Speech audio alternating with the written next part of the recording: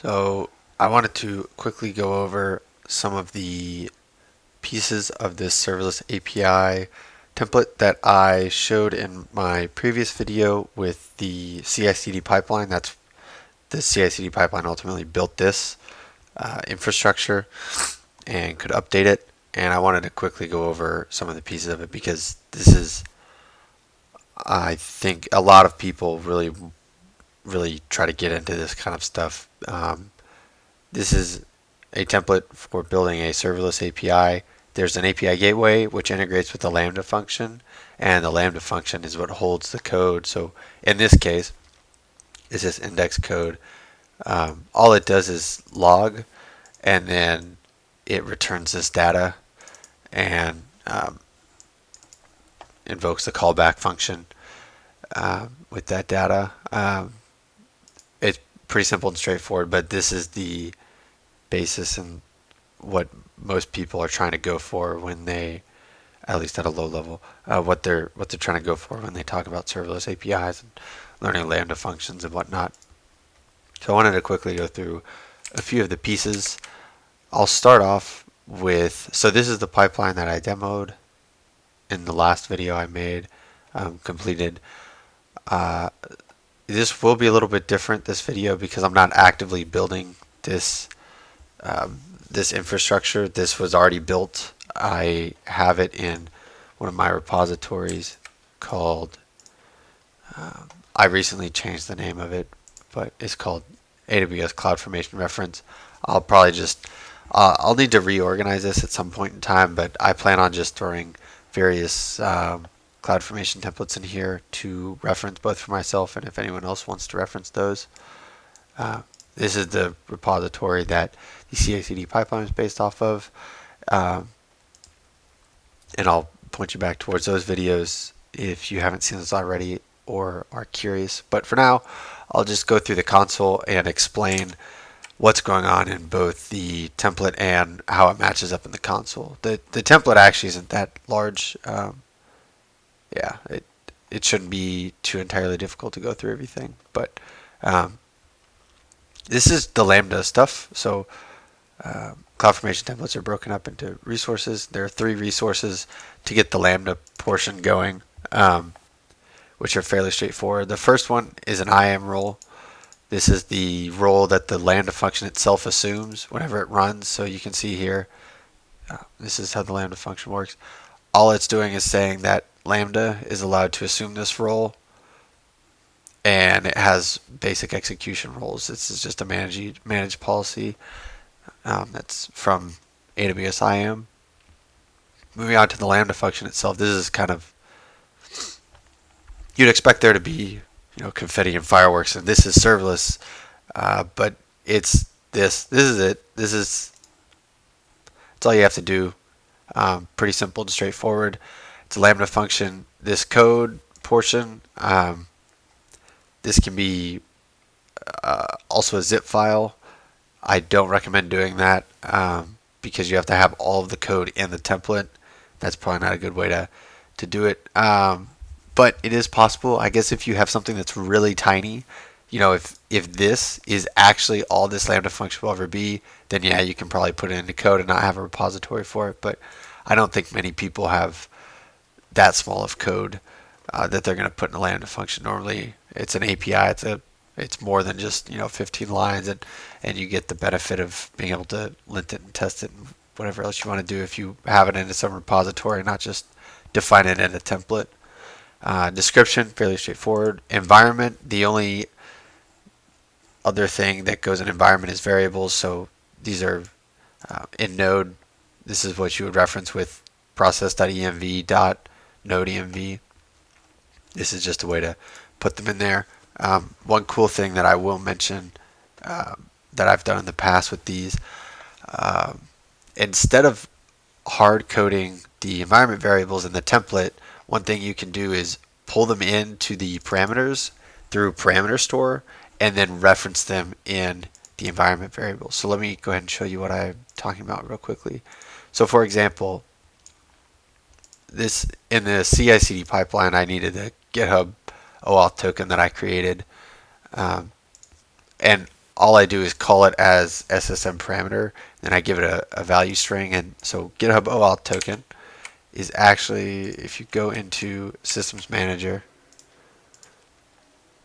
the parameter store, you'll see the GitHub OAuth token. So I just manually created this, but there you can create it many different ways through the CLI, through a CloudFormation template, through API calls, however you'd like to.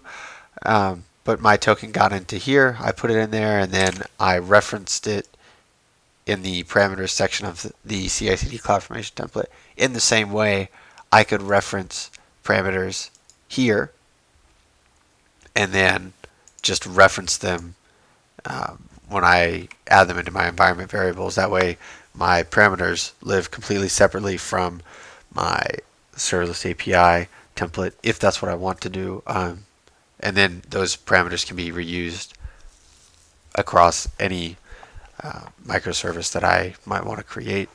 Just a fun way to handle those. Another thing that I will say real quickly that I've done in the past is use secrets manager secrets.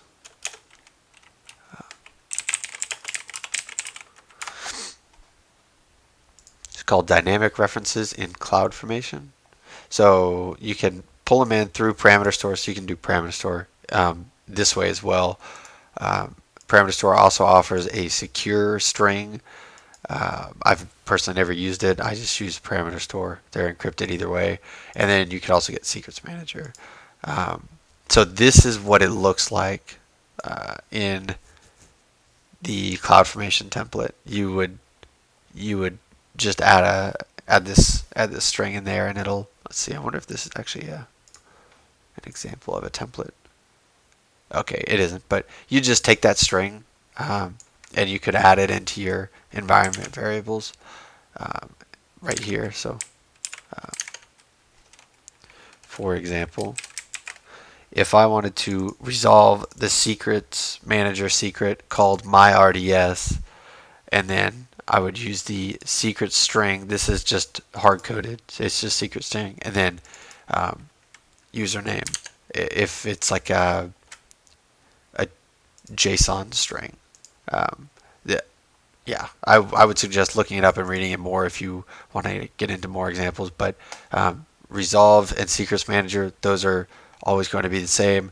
My secret is the name of the secret in secrets manager. Secret string is always going to be the same, and then well, maybe not.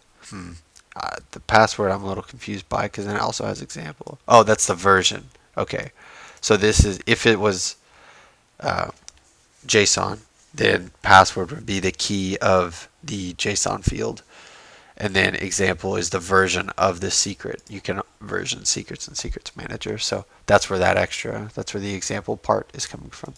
But those are just two different ways to bring in secrets or environment variables into a Lambda function. And then the function name itself doesn't really matter. This just, this is a name that you can reference in the console. And index.handler is where the Lambda function should enter. So in my case, I export a package with index in it, and then the handler is exported from that file. That's how it gets referenced in. Memory size, this is, I believe it's in megabytes of the amount of memory that the Lambda function is allowed to use. So it'll cap it at that amount. So memory in megabytes, this can go as low as 128 and as high as, wow, almost 3 gigs. So it'd be a pretty large Lambda function, but I mean, if you're doing some sort of like data processing or anything with it, then you might need to get that high. Timeout, this can be changed. I don't remember how high it can go. Maximum is 15 minutes. So there you have it. 15 minutes is as long as the Lambda function is allowed to run, which makes sense. They're supposed to be small, so try to keep them that way. And the runtime is Node.js. There's also Python. There's Go, .NET, Java, Ruby, uh, custom runtime. That'd be kind of weird, but yeah, those are different basic settings in a Lambda function. And then this next part, this will make a little more sense later. I might come back to this later if I remember, but this is just an IAM permission pretty much saying that Lambda is allowing the API gateway to invoke it. So that's why it's referenced here. The API gateway itself is referenced here.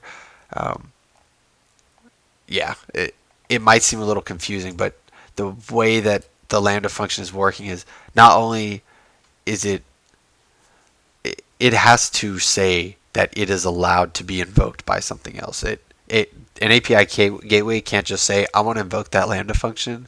The Lambda function also has to say it will allow the API gateway instance to invoke it.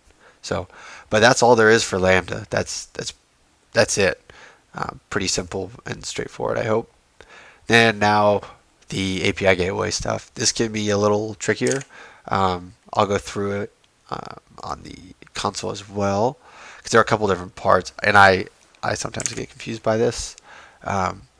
Got the API gateway itself, the REST API, and all this is saying this is this entire thing. So when you go to APIs, you'll have this is my start API gateway. There you go. There's the name that matches up.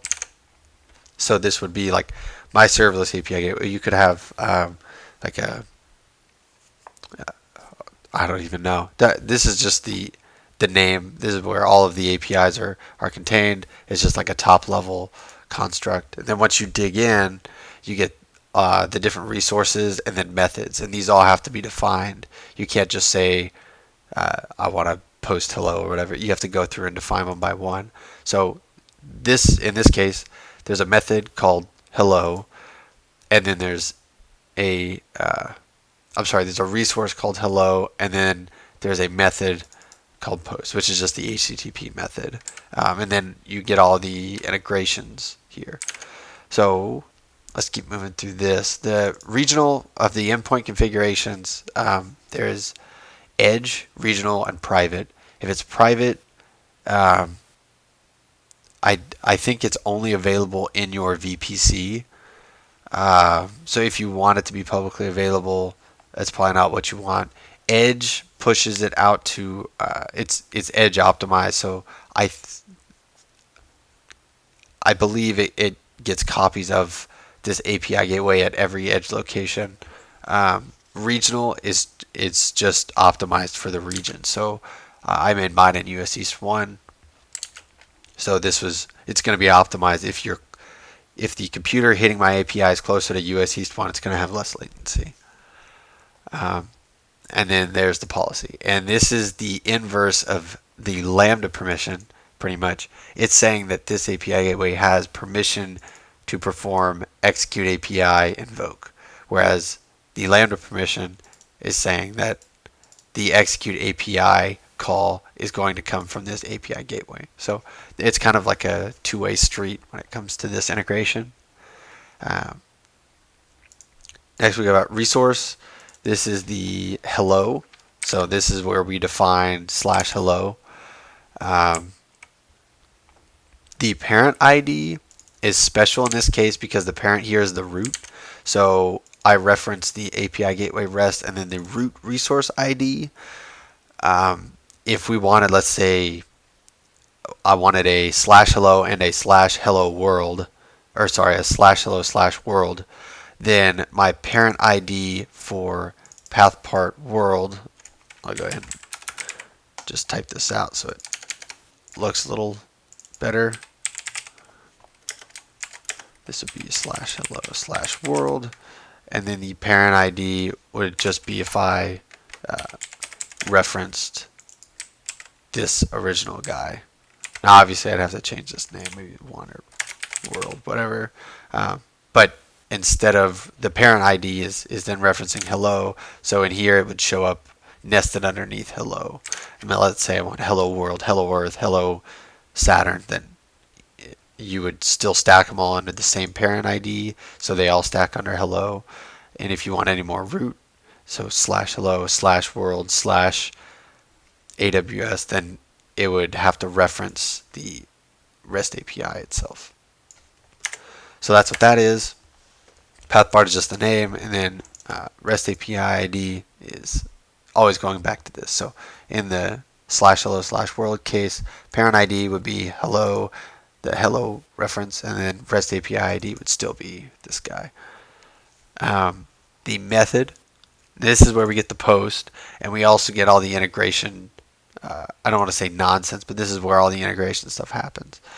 So HTTP method is just post. There's the most common ones are get, post, put, delete, but there are others as well. Method. Any, delete, get, head, options, patch, those are other ones. Any is just saying any of these following ones. It's not an actual HTTP method, but just any of these following ones. So that's what the HTTP method is. I'm going to skip over the integration for now. I'll get right back to it. Method responses, I just say pretty much always return status code of 200. You can edit this stuff around too. Resource ID is going back to this hello, just so we know that we're linked up to the correct path.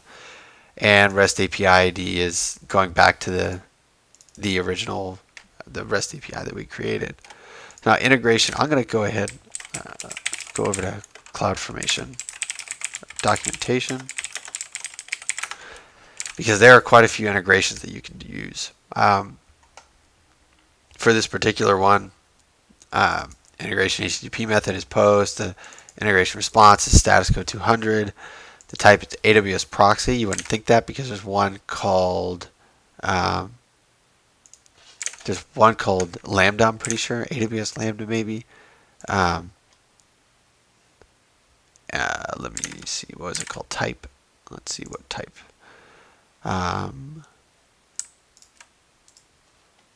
There's AWS proxy, HTTP proxy, and mock. So I was incorrect on that, but those are different types. AWS proxy is what I have used for all the Lambda integrations in the past. I think you can also do. I wish it would just come right out and say it, because I'm pretty sure you can integrate with DynamoDB and everything. There are a bunch of different integrations you can do. Integrations.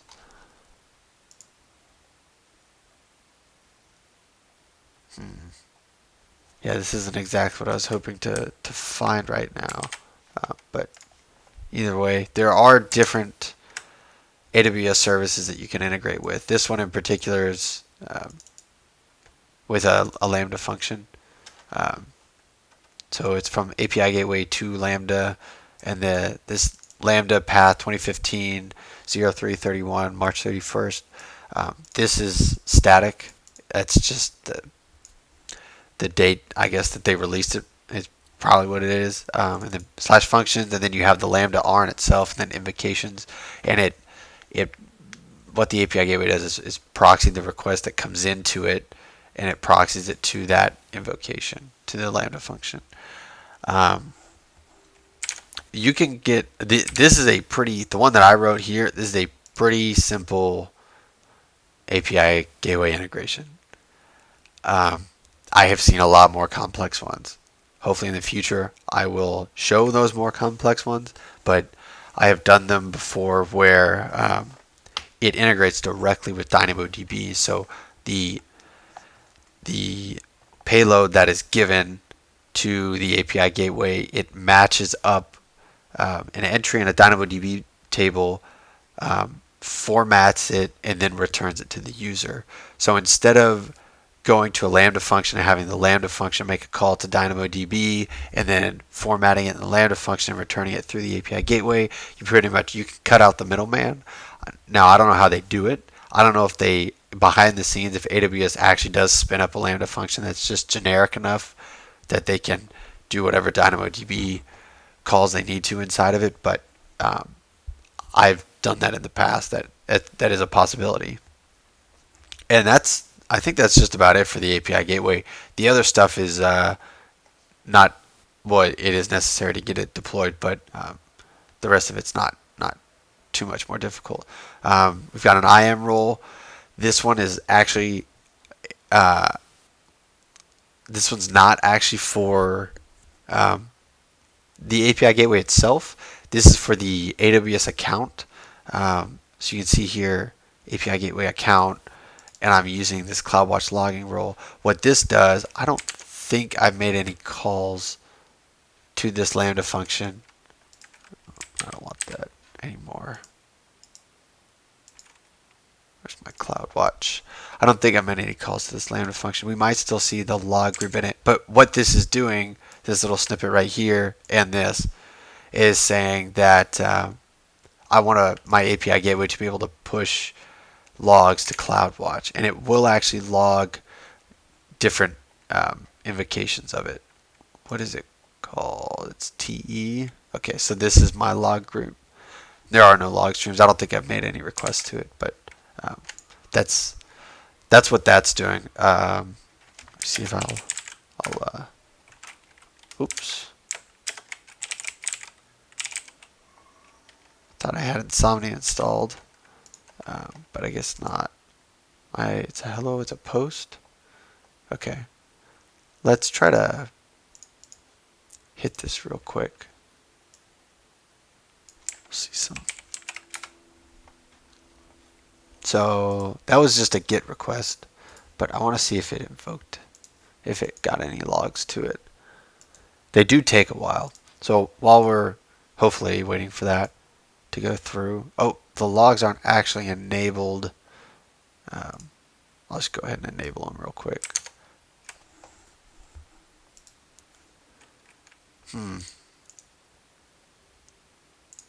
Where I think it goes in here. Metrics enabled, true. I don't know why it didn't log, but that's what it's supposed to be doing here. This method settings, it's supposed to add in logging, but I guess that's not working. The deployment is, well, you don't actually see it here. If you go to resources, actions, deploy API, this is just getting it out there. And then once you go to stages, stages are linked to deployment, so you can see what's deployed in what stage. So I think this is where you could do something like a non-prod stage and a prod stage, anything like that, or you can just have completely different API gateways for it. Either way is fine. And you got the deployment history here. You can see the original one that I made. We're not getting any of those. Sometimes these will come through to CloudWatch. I'm curious as to why the logging didn't actually go off. That's curious to me. Let me see if I can figure something out real quick. So that is more or less what I wanted to show in this video. Just a quick and simple overview of this template. So hopefully that was informative. I'm going to go ahead and start debugging why this didn't start logging. Up to you if you want to stay on the video. If not, I hope you have a good day and thank you for watching. But if so, you are more than welcome to stick around and watch me try to debug why my API gateway did not want to log. I have done this before. This logging stuff needed to happen. The method stuff, that might be part of it. The reason I'm deleting this stack is because it was that the logging is dependent on what deployment and stage is being used. And since it's already been deployed with that, with this has already gone through and the stage is going to stay the same. it won't overwrite that deployment. I haven't messed with the deployments too much. I normally deploy my API gateways once, and then I redeploy the Lambda functions that are connected to them. So this should be gone now, I would imagine. Yep. Which means that this is gone. Okay. Let's try to look in here.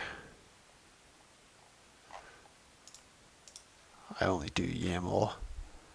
When I first started off, I did JSON, but quickly decided that that was not the route I wanted to take. I want to say it's method settings, but that's method settings, oops, logging level. I could have sworn I had this working at one point in time, and that's why I left it. Stage. Oh.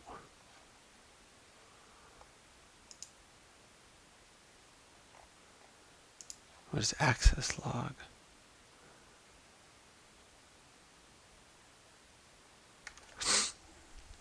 Oh, yeah. I don't want an access log.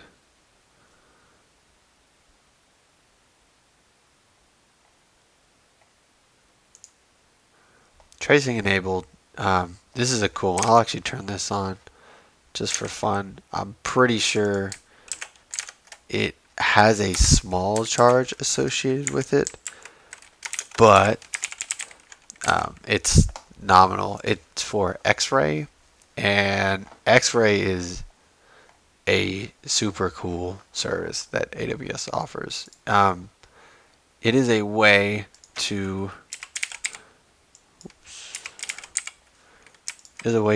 trace. Oh, they're not going to show me a demo or anything. A way to trace requests going through AWS. It's pretty wild, actually. You can trace it and see where it goes. So if you have a more complicated infrastructure, let's say it comes in through an API gateway, it goes to a Lambda, and that Lambda fans out those requests to a different set of Lambdas, and then it might go to different DynamoDB tables. You can see each step of that process and how long it takes to get through each step, and it's just a really good tracing tool.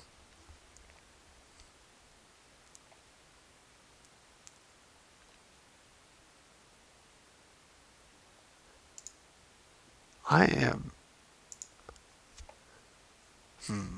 data trace logging. That's probably it. And I probably don't have this on, do I? I wonder if that's it. Metrics enabled. CloudWatch metrics are enabled, and those are, so the metrics are under this. If you go into CloudWatch under metrics, that's where, so these ones were working. Yeah. You can see the 400 error. That's where I did the get requests. Yeah. It probably won't tell me what I got now, but that's I'm pretty sure that's what my request was. That it was the 400 error. So that's the metrics in CloudWatch, but it will also log to CloudWatch, and I'm guessing that data trace enabled. So whether data trace logging is enabled, I bet that's what I was missing out on right there. So I'm going to go ahead and spin this guy back up.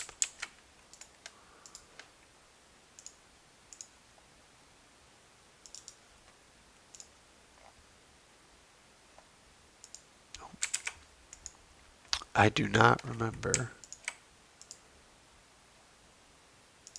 what all of that information was, but I know, at least I should only have one S3 bucket. Yep.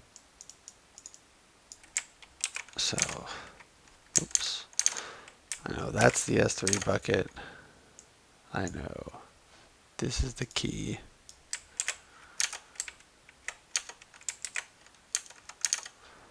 And let's find the latest version. I think if I just click on it. Am I missing it? I can show the versions. There. Oh, there it is. I want that version. Oops. Did it copy it? Oh, it didn't. Oh, there's the version ID. That'll work.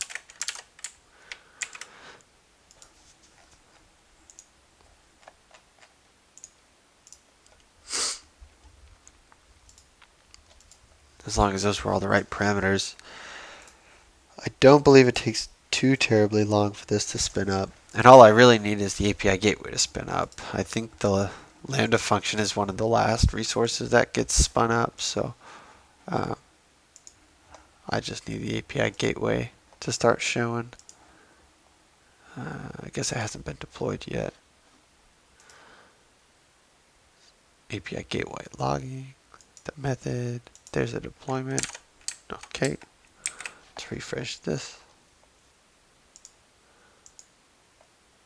Now we can see it in the post.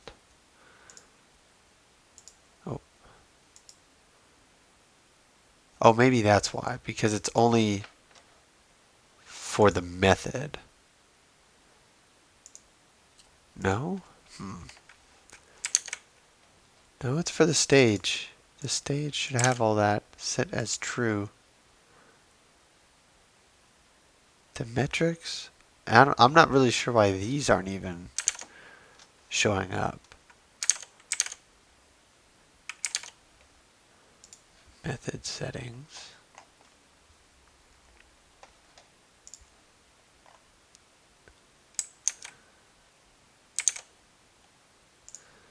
Sometimes I'll misspell these. I wonder if that's what happened.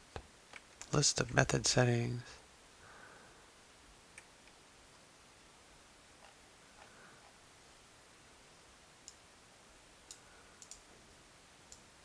And resource path.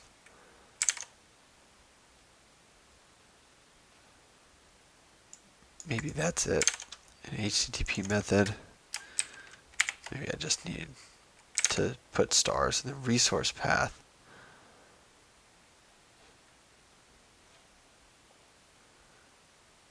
Forward slashes are included as one.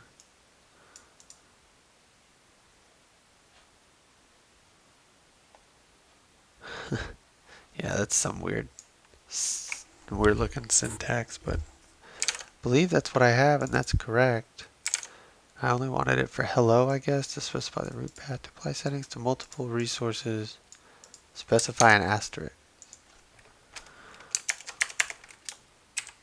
Well,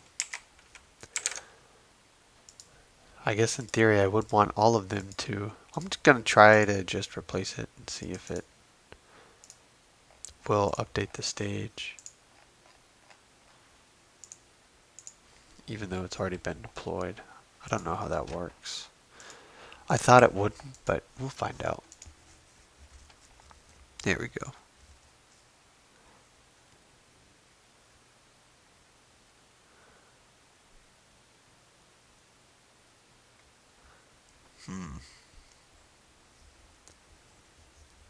That's interesting, huh?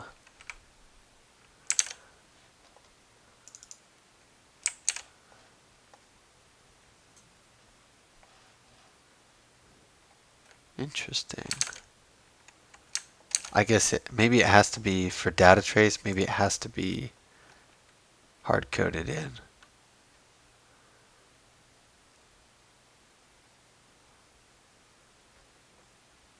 HTTP method. So these would be the stars, I guess. Slash resource path slash method.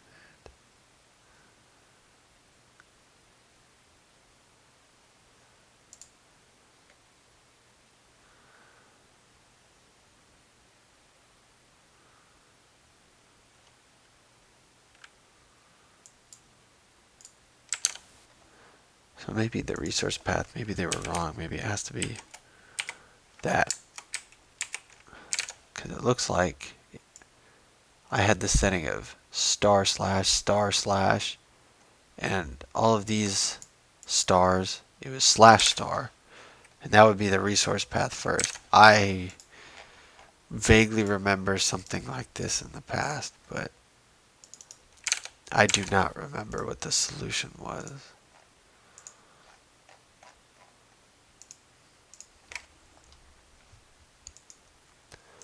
Find out real soon, though.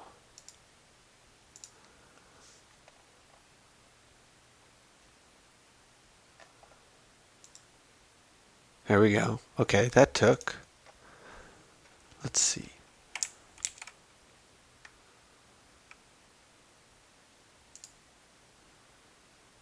Yeah, well, there's the X-ray tracing, but for whatever reason, those logs do not want to start showing. You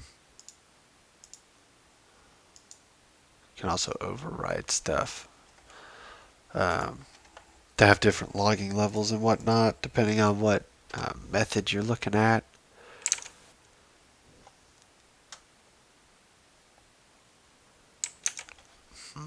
What other settings could possibly? Cache data, no. Cache. Data trace, HTTP method, logging level, metrics enabled. These look like the only ones that would apply to me. Is it a Boolean? HTTP method.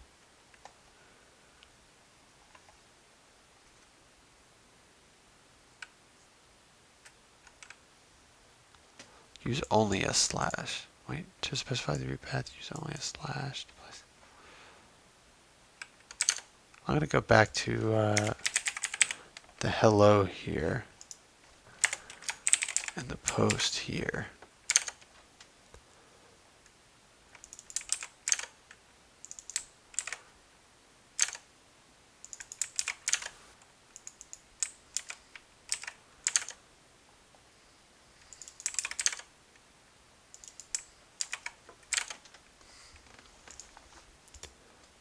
Alright, I'm going to tear this down and rebuild it, and I will just be right back once it's rebuilt.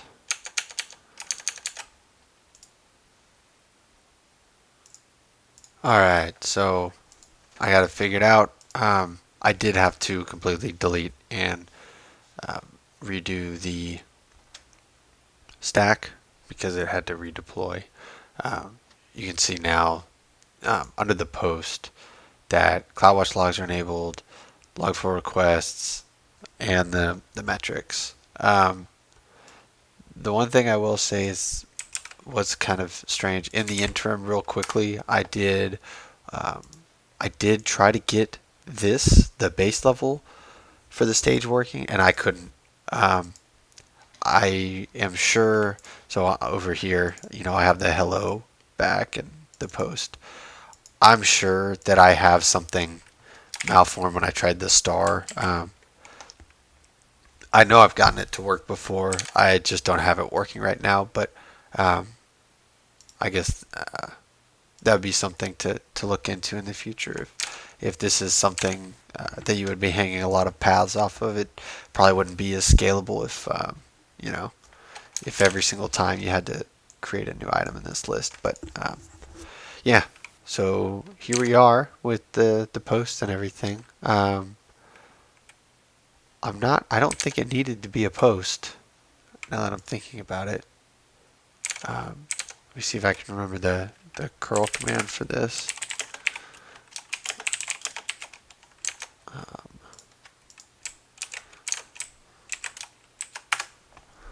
There we go. So curl-x post and then hit the URL and there's our return. Like I said, it does take a little while for the logging to hit CloudWatch, but this is where it will be when it does. Aha, there we go. So we have our message coming through and everything. Let me see if I have tracing enabled on my Lambda function real quickly. I do not. So in the same way, I'm getting kind of scatterbrained right now, but if you remember, I believe it was in this stage, this tracing enabled, I turned this on. Lambdas also have something similar. So I'll look at the X-ray trace and show you what it looked like, but it's not going to be um, as neat as I would have hoped,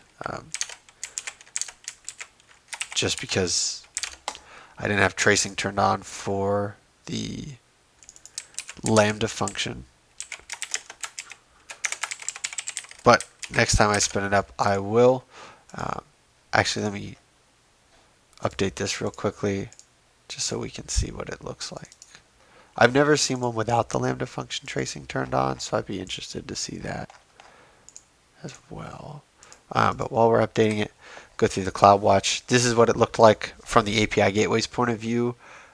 There's a lot of gobbledygook in here that you can look through if you do actually need to trace and debug why something isn't working correctly. You can put APIs behind keys. The keys aren't too terribly difficult to configure. You just go in here, API keys. You can create an API key, generate it, and then you add it to a usage plan, and you can create. Yeah, I don't have a usage plan. I think it's under APIs. Usage plans. So you can create a usage plan. I'll just make it this, and then you can throttle it at, I don't know, 2 per second.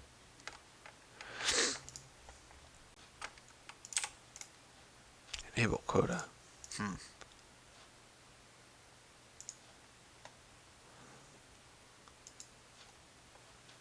I'll delete all this whenever I'm done, but there you add in your API. You can add an API key to the usage plan, and then whenever you want to hit that API, you need to give it the API key. I'm not going to do that just because I don't want to make that curl request. I'm just going to be lazy, but it's pretty easy to create API keys. That's all I wanted to get at. That was like 10 seconds of just clicking around. Usage plan, that's what it's referencing for the API key, but there is none. All of this stuff. This is what I really wanted to get at, though. Also, I'm not too worried about showing most of this stuff because I'm going to delete all of this infrastructure whenever I'm done, so it doesn't really matter anyway. Yeah, a bunch of good stuff. Sending requests. So there's the invocation that we saw here. That's how it gets constructed. The 2015 again, you see that in there. The integration latency, response headers. This is a response. This is it after the transformations, and then it's completed. Now this X-ray trace ID is what I wanted to show.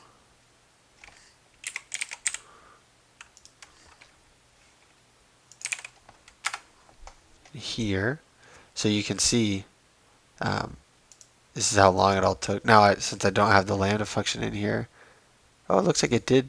It looks like it might have tried to give us an approximate, but I guess it can kind of infer what happens because it knows how long it took, and then it knows that whatever's in the middle must have been the Lambda function.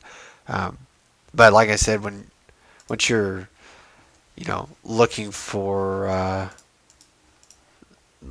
traces of an architecture that might be a little bit more complicated than this tool starts to come in handy. Oops. So I wonder, oh, this didn't like my, oh, I need to add permissions to my my Lambda function. before it'll take. I'll finish that up. Since we didn't miss out on anything with uh, the Lambda function on the X-ray trace, I'm not too worried about.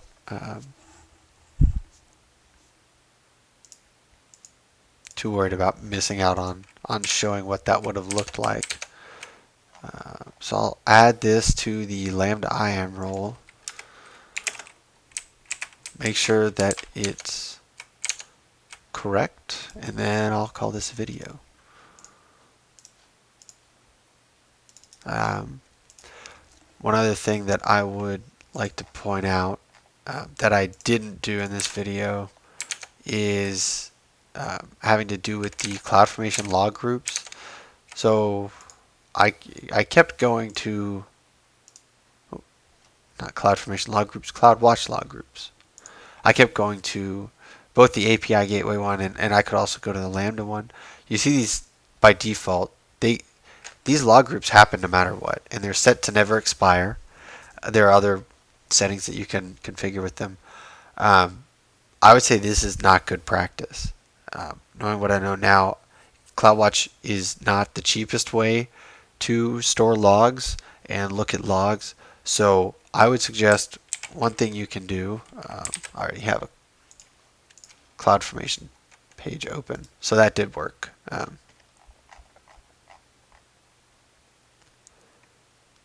If you go into CloudWatch, is it in CloudWatch logs? There we go. You can create log groups, and they're pretty easy to figure out what they will be, right? It's for the Lambda function, it's /AWS/Lambda/ whatever the Lambda's name is. And for the API gateways, that's what it looks like. I would suggest creating these in the CloudFormation template and then setting the retention in days.